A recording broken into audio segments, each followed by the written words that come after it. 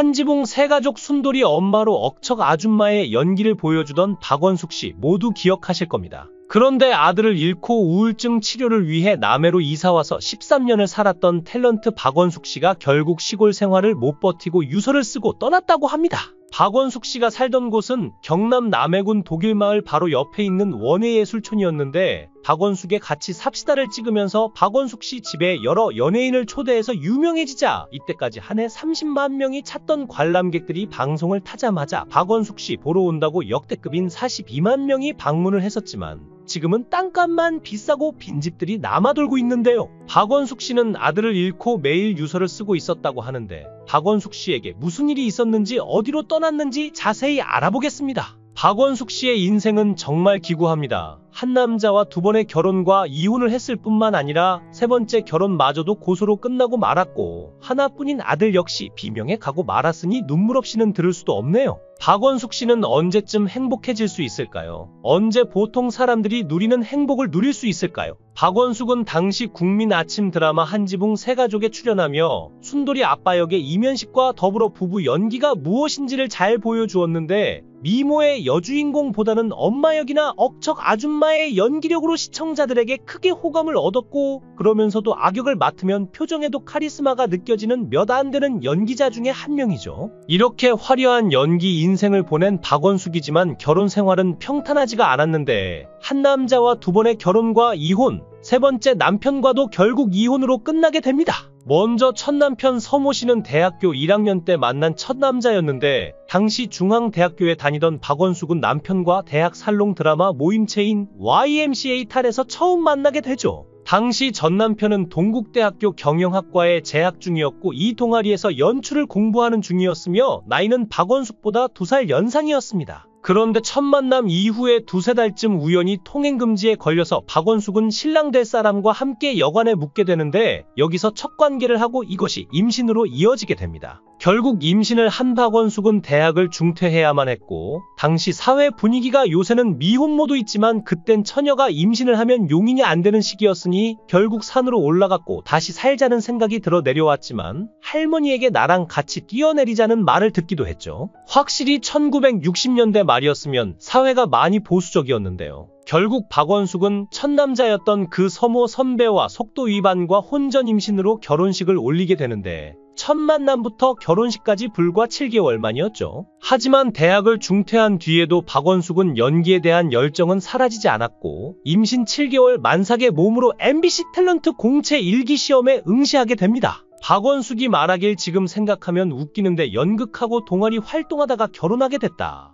MBC 공채 탤런트 공고를 봤는데 20세 이상이라는 것만 있지 혼인에 대한 규정이 없어서 열의를 가지고 시험 보러 갔다. 하지만 만삭의 박원숙에게 심사위원은 이런 핀잔만 줍니다. 집에 가서 애나 낳아라. 결국 박원숙은 출산을 하게 되는데 박원숙의 유일한 아들인 서범구가 태어났고 그 다음에 다시 MBC 공채 탤런트의 응시에 당당하게 합격하게 됩니다. 그때 당시 경쟁률이 3000대 1이어서 박원숙의 별명은 3000대 1로 불리기도 했는데 배우 이면식이 MBC 공채 탤런트 1기 선배죠. 그래도 당시에 미혼모도 탤런트 시험을 보고 합격할 수 있는 분위기였다는 것이 놀랍고 한편으론 그런 사회적인 분위기를 뚫고 합격할 정도로 박원숙의 연기력이 대단했다는 뜻이기도 한데요. 그 후 영화 오양의 아파트2, 어둠이 자식들 엄마의 방에서도 좋은 연기를 보여주는데 영화보다는 드라마에 더 많이 출연하는 시청자들에게 익숙한 배우 중에 한 명이었고 특히 2000년대 들어서는 드라마 겨울새와 백년의 유산 등에서 연기의 완숙미가 무엇인지를 제대로 보여주었죠. 물론 못된 시어머니 역으로 나왔기에 욕도 많이 먹었지만 그만큼 박원숙의 연기력이 훌륭했다는 뜻이기도 한데요. 이렇게 박원숙은 어렵게 연기 생활을 시작했고 남편은 공군 장교로 군대를 제대한 후에 개인 사업을 시작합니다. 그런데 남편은 액세서리, 운동복제조, 실내 장식용품 등 하는 사업마다 족족 실패를 하면서 박원숙이 버는 돈을 모두 탕진했고 결국 말리다가 지친 박원숙은 남편과 함께 1981년 합의 이혼을 하게 됩니다. 그렇게 3년 동안 박원숙은 솔로 생활을 하는데 동료 탤런트 L씨가 혼자 사는 박원숙을 쉽게 보고 일방적으로 대시를 하자 결국 고민하던 박원숙은 전 남편에게 도움을 청합니다. 결국 3년 만에 다시 재결합을 하게 되었지만 이때 남편에게는 이미 다른 여자가 있었습니다.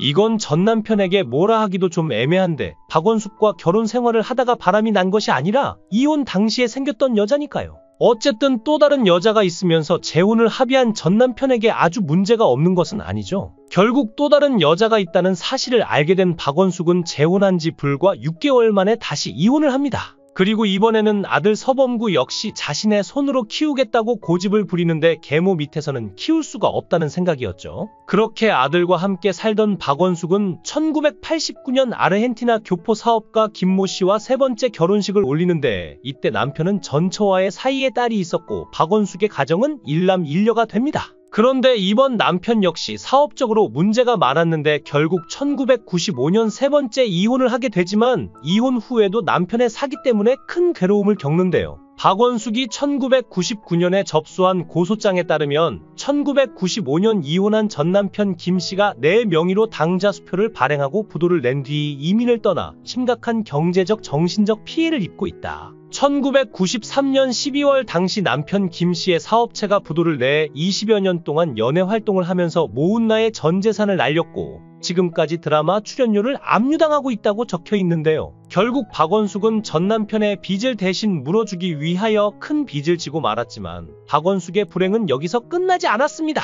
첫 남편과 얻었던 박원숙의 유일한 혈육이었던 서범구가 2003년 11월 3일 교통사고로 세상을 떠나고 맙니다. 당시 서범구의 직업은 TV 외주 제작사 MCT 프로덕션의 PD로 일해왔는데 점심시간에 식사를 하러 회사 밖으로 나왔다가 운전사가 잠시 자리를 비운 사이 경사길에서 미끄러진 화물차에 치여 목숨을 잃게 됩니다. 정말 어처구니 없는 사고네요. 그런데 박원숙이 말하길 사람들은 내가 아들의 사망 원인을 아는 줄 알지만 사실 모른다. 일부러 듣지 않았다. 아들의 사망 당시 의사가 다친 부위에 대해 이야기할 때도 귀를 막았다. 지금까지 아들의 사고 이유를 모른다. 박원숙이 얼마나 아들의 일을 받아들이기 힘들어 했는지 알 수 있을 것 같은데 세 번의 결혼 실패 이후에 아들만 바라보고 살아왔던 박원숙으로서는 하늘이 무너지는 느낌이었을 겁니다. 그런데 아들은 이미 결혼을 했고 며느리와 사이에 딸을 둔 상태였는데 그 며느리가 재혼을 하게 되면서 박원숙과 손녀와의 관계는 끊어지고 말게 됩니다.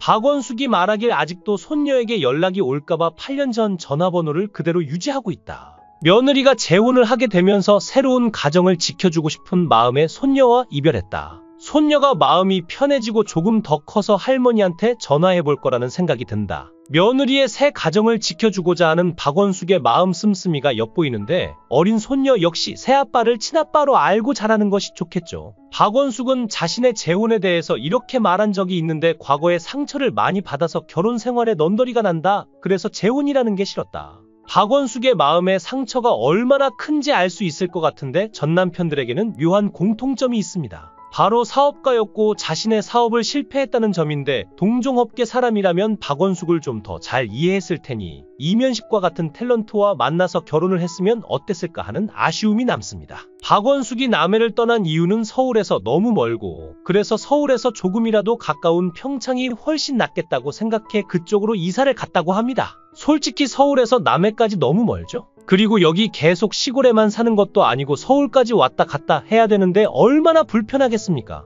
은퇴를 하고 늙음하게 시골로 이사를 와서 산다 하더라도 불편한 점이 많은데 제일 불편한 게 병원이나 마트 같은 데 가려면 너무 거리가 멀죠. 그리고 도시로 한번 나가려면 기름값도 많이 들지만 거리가 멀어서 시간이 엄청나게 걸립니다. 언젠가 독일 마을에 정착하여 살던 분들이 여행객들이 놀러오면서 동물원 취급당하는 꼴 같아서 살던 가족들이 하나둘씩 이곳을 떠나는 소식을 들은 적이 있는데요.